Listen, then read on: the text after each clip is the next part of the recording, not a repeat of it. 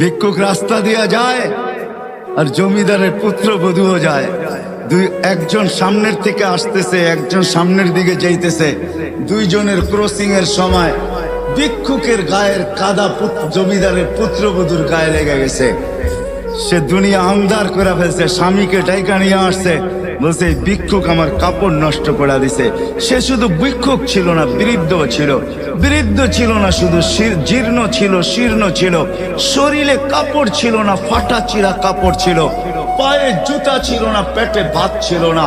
জমিদারের পুত্র সইতে পারে নাই, যৌবনী শক্তি সয় কি কইরা তার স্ত্রীর গায়ে ভিক্ষুকের কাদা, বস সমগ্র শক্তিকে হাতে একত্র করা বৃদ্ধের গালে বসায় দিছে।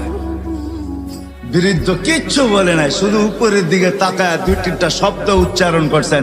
শব্দগুলা হলো ইয়া মাল্লা তারা হলো ওয়ুন, ও আল্লাহ চোখে দেখা যায় না, ও তারা কুল্লা শাই, তুই সব দেখিস, ফারা তারা মা বি, তুই কি দেখিস না আমার সাথে কি ঘটতেছে, এটা কি দেখিস না?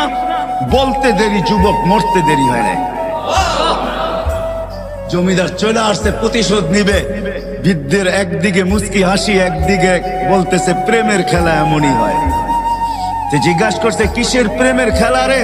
বলছে ওর প্রেমিকার গায়ে আমার কাদা লাগছে, পায়ের কাদা লাগছে, ও সইতে পারে নাই, যৌবনী শক্তি দিয়ে আমার বৃদ্ধ গালে বসায় দিছে। আমাকেও একজন ভালোবাসে, সেও সইতে পারে না,